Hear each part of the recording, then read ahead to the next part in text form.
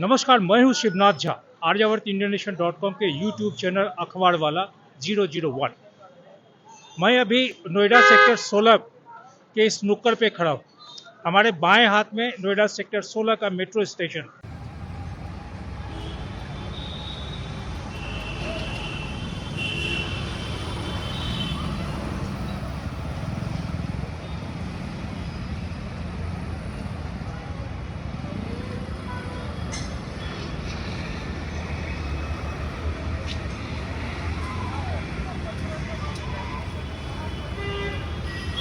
मैं जिस नुक्कड़ पे खड़ा हूँ, इस नुक्कड़ से करीब 50 कदम पीछे हिंदुस्तान का एक बेहतरीन न्यूज एजेंसी है।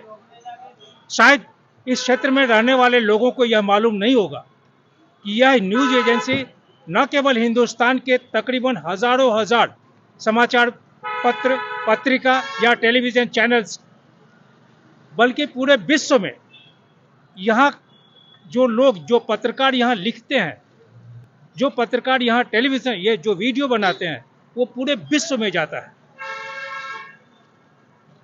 लेकिन शायद यह भी नहीं जानते होंगे कि यह न्यूज एजेंसी या समाचार का जो एजेंसी है, वह एजेंसी कल से अदानी ग्रुप का हो गया।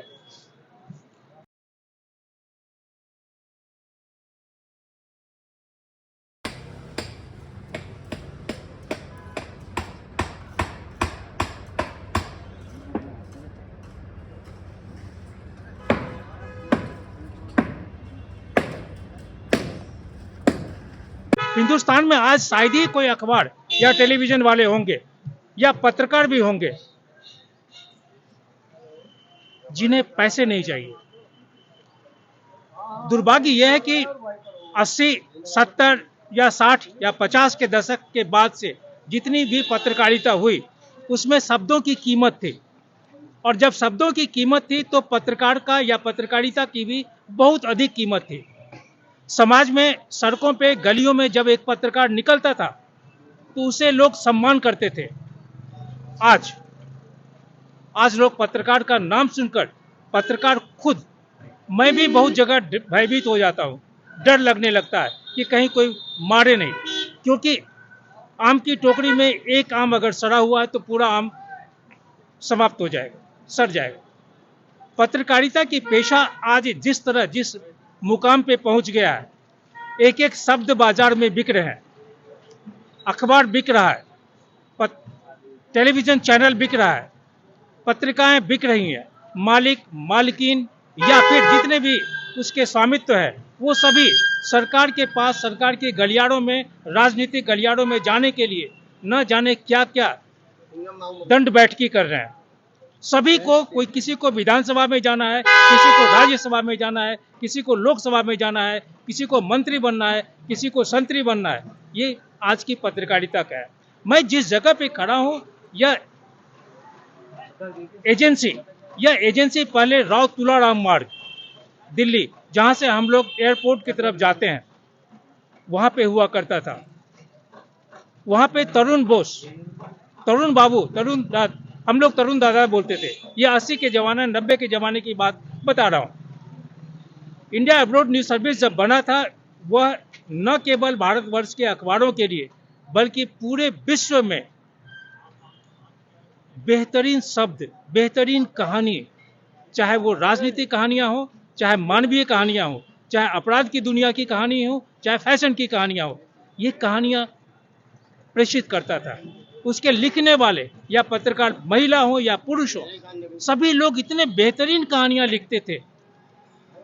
मैं यह नहीं कहूंगा कि आज लिखने वालों की किल्लत है, लेकिन सोच जरूर बदल गया है।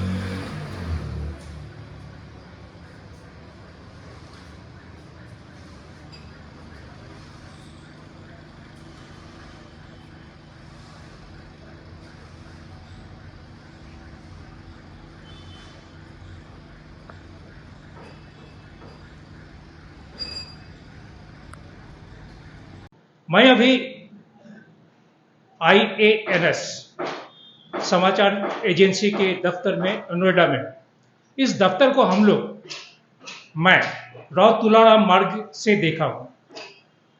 तरुण दादा जो हम लोग के बहुत अच्छे गुरुदेव स्वरूप थे, मित्र थे लेकिन गुरुदेव स्वरूप थे, उनसे देखा हूं। आज जो बॉम्जाई साहब हैं, संदीप बॉम्जाई साहब, अच्छे मित्र हैं।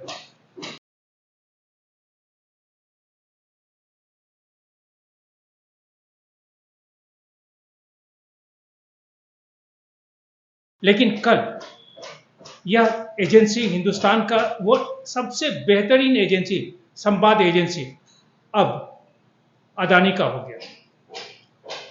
समझ में यह नहीं आ रहा है कि पिछले 9 तारीख को प्रधानमंत्री Narendra Modi press trust of India के दफ्तर में जाते हैं और 16 तारीख को INS अदानी का हो जाता है। कैसे भैया? वाह,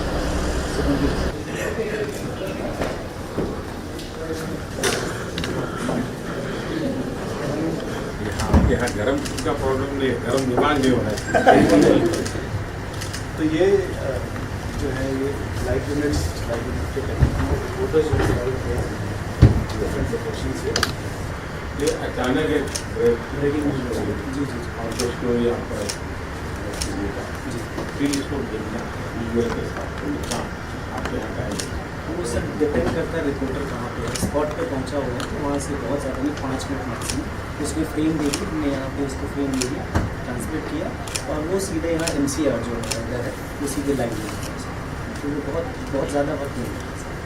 जरूरत तो नहीं भाई, नहीं सर, मेरे खाते में चढ़ जाएगा।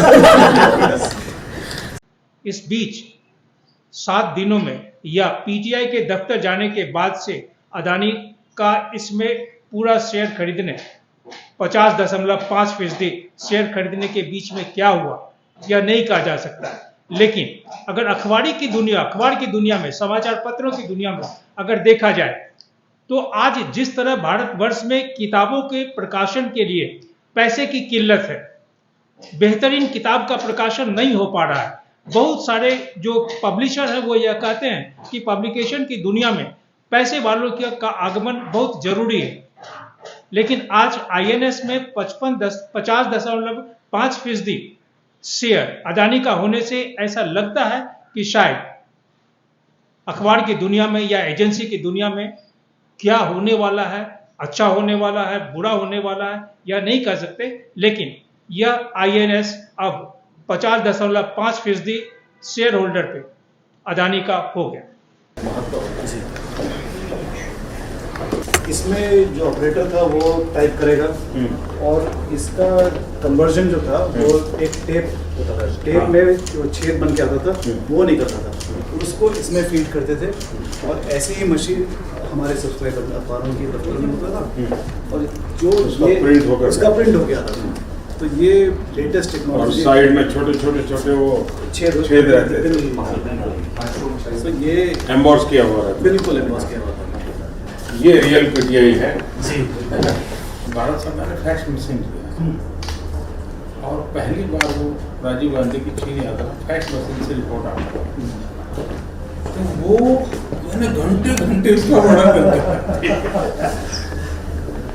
मैंने केसरी महमूद से उनका अनुभव सुना, क्या हुआ क्या नहीं, तो वो बता रहे थे। देखिए कहाँ से कहाँ टेक्नोलॉजी इतनी तेजी से, पहले 200 साल में टेक्नोलॉजी बदलने में जो टाइम लगता था आज 2 साल में ये वाराणसी में 19 चुनाव के 1919 का 2019 का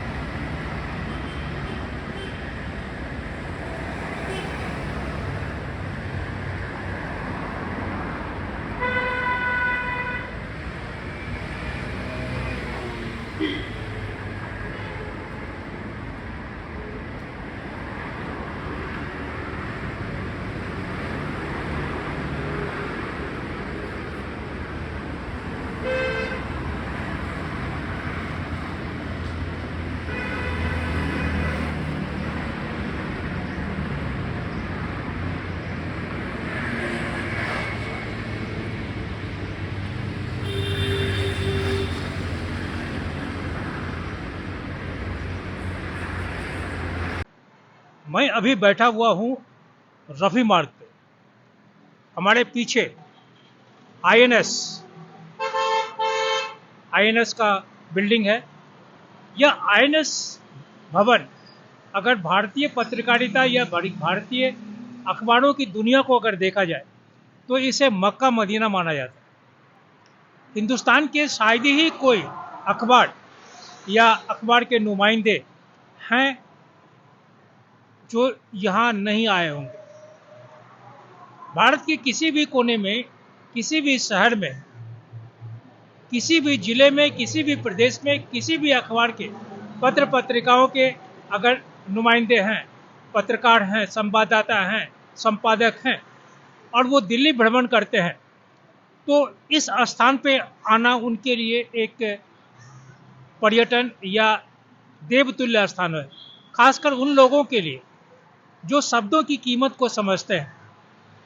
अखबार के पन्नों का जो मोल है, अखबार में जो शब्द प्रकाशित होते हैं उन शब्दों का मोल समझते हो।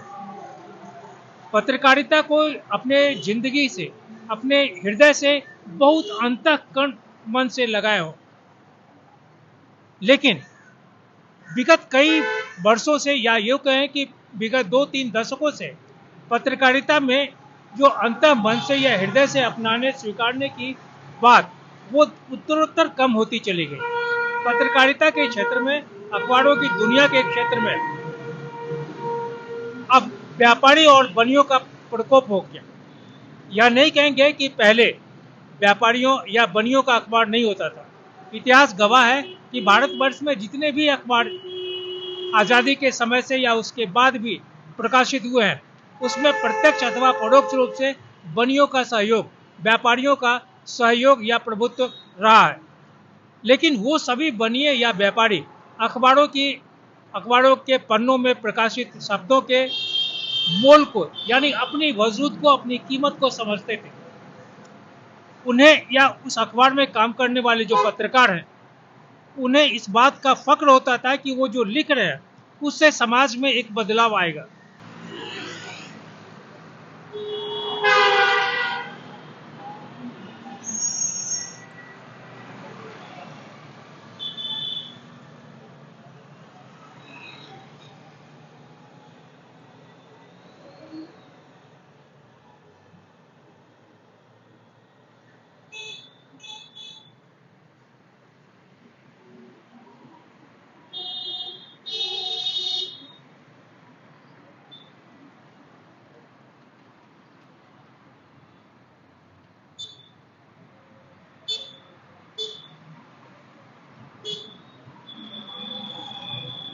ये सारी बातें मैं इसलिए कह रहा हूँ कि अखबार की दुनिया में मैं 50 साल गुजारा हूँ।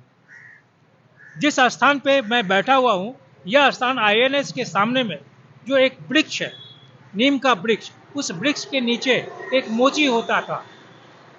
अब चूंकि रास्ता वृक्ष के बगल से बन गया है इसलिए वो मोची यहाँ पे जहाँ मैं बैठा हुआ हूँ यह स्थान उस मोची का है।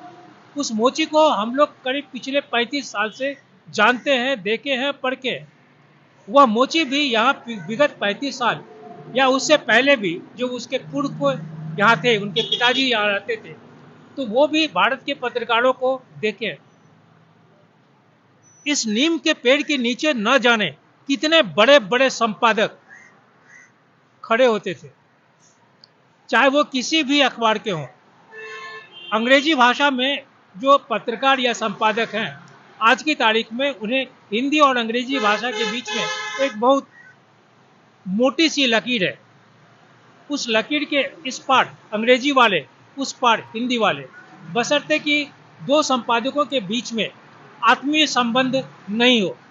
आत्मीय संबंध होने के बाद ही दो पत्रकार या दो संपादक, हिंदी और अंग्रेजी के संपादक, हिंदी अथवा अंग्रेजी के संवाददाता एक साथ रहते हैं। अन्यथा ये भाषा के नाम पे एक बहुत मोटी लकीर है।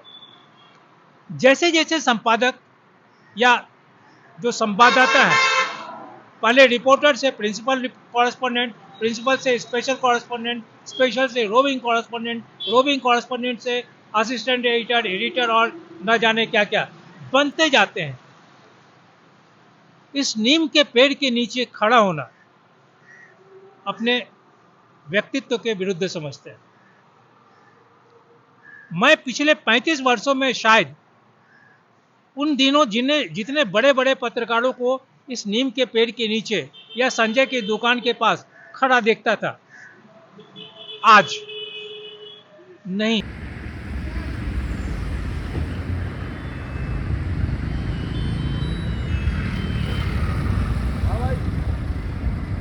मैं जहां जूते की इस दुकान पे जो मोची है, मोची का जो पूरी उसकी यथा योग्य पूंजी है, उस बक्से पे बैठा हुआ हूँ। मेरे सामने मावलंकर हॉल, कॉन्स्टिट्यूशनल क्लब, मेरे पीछे कृषि श्रम शक्ति भवन और श्रम शक्ति भवन के पीछे प्रेस ट्रस्ट ऑफ इंडिया, बाएं INS बिल्डिंग, जहां बहुत सारे भारतवर्ष से प्रकाशित बहुत सारे अखबारों का दफ्तर है। पिछले दिनों जब प्रधानमंत्री PTI बिल्डिंग में गए हैं, वहाँ बहुत सारे पत्रकारों से मिले हैं, बातचीत की है। उन्होंने एक कविता भी रची। कविता रचने में उन्होंने कहा कि आचार विचार और अब समाचार अस्तित्व का आत्मत्व का एक ऐसा संघर्ष है जिसमें जीना भी है और यह उत्तम अर्थशास्त्र है, आचार और विचार। प्रधानमंत्री नरेंद्र मोदी जब सत्ता में आए, प्रधानमंत्री की कुर्सी पे बैठे, उस समय से लेके शायद प्रेस ट्रस्ट ऑफ इंडिया में उनका जाना यह पहला अवसर रहा होगा जब वो किसी पत्रकार से या किसी संवाददाता से या किसी संवाद एजेंसी के कर्मचारी से प्रत्यक्ष रूप से रूबरू हुए। इन विगत 10 वर्षों में शायद वो कभी भी किसी पत्रकार से, हाँ, निजी तौर पे मिले हों, नहीं कह सकते, लेकिन शायद नहीं मिले। ये सब लोग इन दिनों जो दुनिया में खबरें आती है उसको और पहले जो खबर देखते थे उसमें कोई फर्क खुद महसूस करते हैं। उनको 2 रोटी ज़्यादा खाते हैं।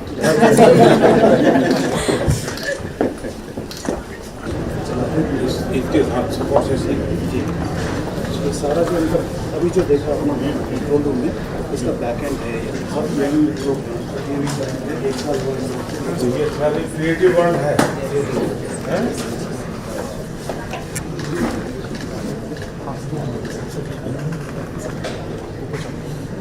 कोई बहुत बड़ी गलती हो गई हो ऐसे तो इलेक्ट्रॉनिक में गलती बहुत ज़्यादा होने की संभावना रहती है। नहीं अगर भी होती तो ये बचते नहीं अभी तक तो ठीक है।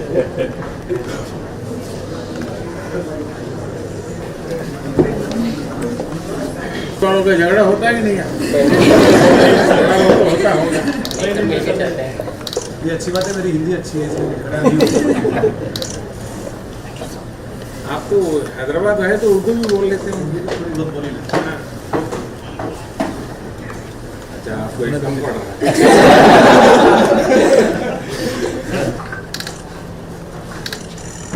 Thank you. ये फोटो तो मैं ले जाऊंगा, आपको क्या काम आएगा? ले रहे हैं, नहीं ले सकता हूँ। वीडियोग्राफर फोटोग्राफर लोग हैं। तो एक सॉल्यूशन में बताता हूँ।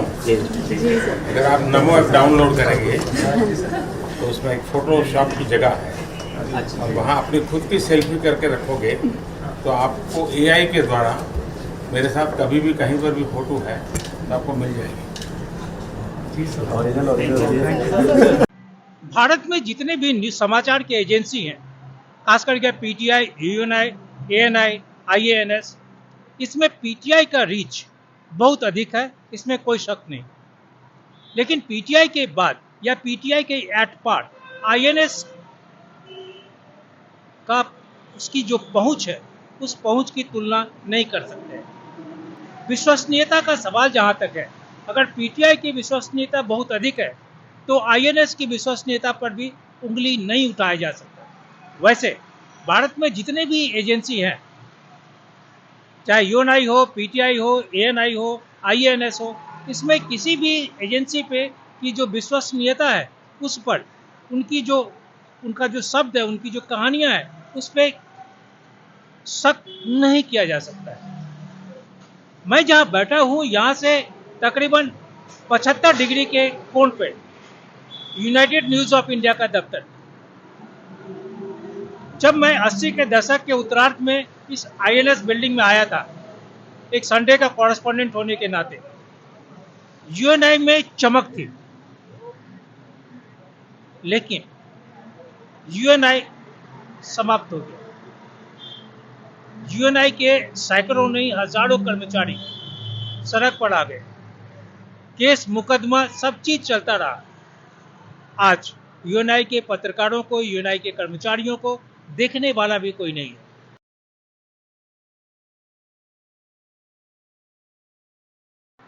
INS, Indo Asian news service, इसकी जो स्थापना है वो करीब 1986 में है।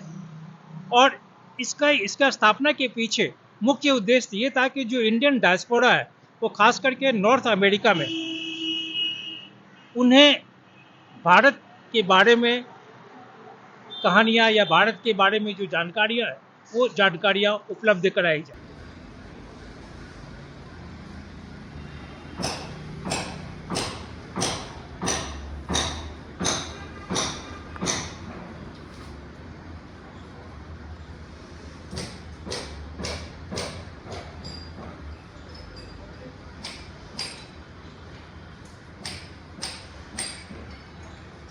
सन 86 में जब आईएनएस की स्थापना हुई तो उसका फोकस मूल रूप से नॉर्थ अमेरिका में था। लेकिन जैसे जैसे आईएनएस का विकास होता गया, आईएनएस भारत और साउथ एशिया के देशों पे, साउथ एशिया के क्षेत्रों में भी अभिरुचि रखने लगा। साउथ एशिया के क्षेत्र से के अलावा भारत में से प्रकाशित जितने भी अखबार हैं या पत्र पत्रिकाएं हैं, टेलीविज़न आने लगे थे, तो उस पर भी फोकस किया और उन तमाम लोगों को कहानियां देने लगा। उनकी कहानियों की जो गुणवत्ता थी, उस गुणवत्ता पे कभी भी किसी भी प्रकार का प्रश्न चिन्ह उठने का सवाल नहीं था।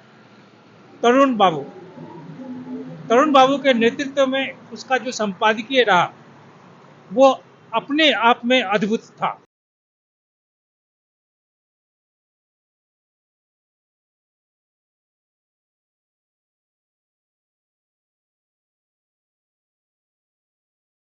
आज जब आईएनएस का नोएडा स्थित दफ्तर गया, उस दफ्तर में अनेकों बार गया था।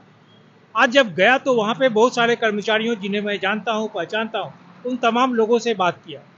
मैं आधिकारिक तौर पे किसी भी व्यक्ति को, किसी भी अपने सहकर्मी या जिनके साथ काम किया हूँ या जो हमसे जूनियर भी है, उनका मैं आधिकारिक रूप से नहीं कोट करूँगा, लेकिन तमाम लोगों के मन में एक बात है कि इस आईएनएस में तकरीबन 200 से अधिक, करीब 240 के आसपास जो कर्मचारी हैं, या फिर इसके जो करीब 350 सब्सक्राइबर, या अखबार हो, पत्रिका हो, टेलीविज़न हो, वेबसाइट हो, या इस तरह के जितने भी हैं, वायर्स हैं, तो इन तमाम लोगों को जो सेवा प्रदान करते हैं, तो इन कर्मचारियों का, इन पत्रकारों का, जो गैर पत्रकार हैं उनका भी, उनके मन में एक बात जरूर आ रही कि हिंदुस्तान में जिस तरह प्रकाशन की दुनिया में, खास करके अगर किताबों की बात करें, तो किताबों की दुनिया में कोई भी इन्वेस्टर नहीं है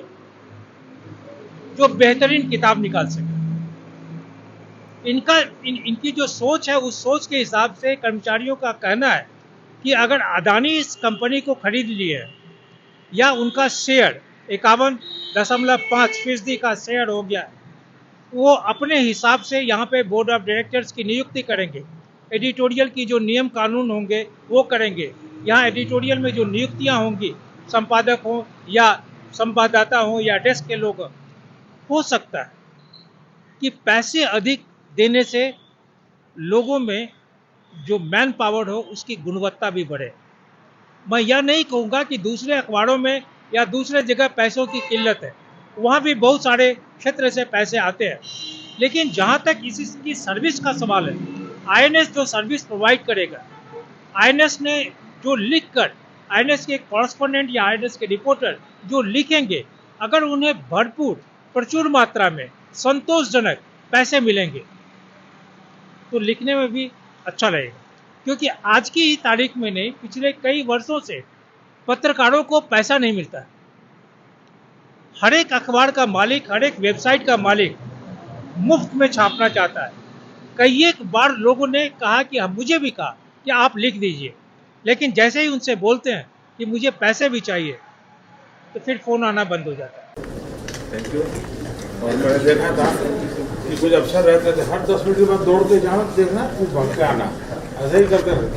सीटीआई के जो टेलीविजन लगी रहती थी वो मारते थे। चलिए, लेकिन हम एआई पे भी रिपोर्ट करते हैं, आर्टिफिशियल इंटेलिजेंस।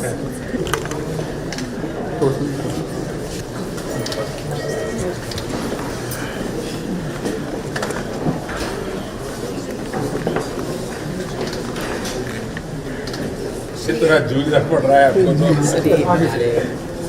सर ये अभी बनाया उन्होंने सर, बैठ के अभी मौका नहीं था फ्रेम कराने का। शाबाश। पान सिंह तोमर फिल्म में भी काम किया है। अच्छा, ये ड्रामा आर्टिस्ट भी हैं।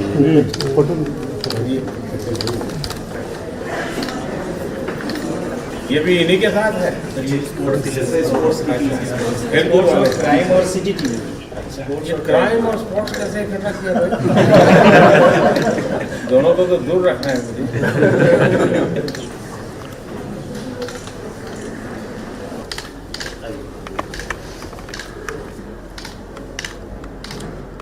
सबसे परिचय करेंगे भाई।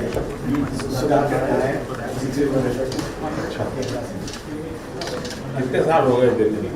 दिल्ली में 44 इयर्स, पीटीआई में 44 इयर्स। अच्छा, पूरा कैरियर इसी में रहा। सबसे पुराने यही है। अच्छा, Oldest employee। केरल में कहाँ से? I am from Palakkad, sir। ये कश्मीर से, देखिए कश्मीर से कन्याकुमारी। आपका शौक कौन सा होता है? ये आप ही के लोगों का होता है। इसीलिए आपने बोला। हाँ, तो यहाँ वो मार्केटिंग वालों को बुला लेना था ना। आप तो ऑलरेडी मार्केटिंग कर रहे हैं। आपसे बड़ी इलेक्शंस के बाद।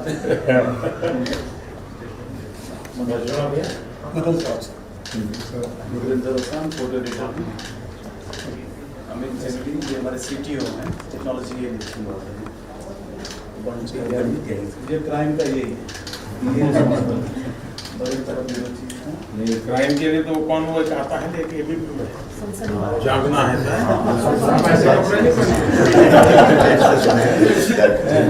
तो फोटो लगा बड़ा आपको गाइड नहीं कर रहा है।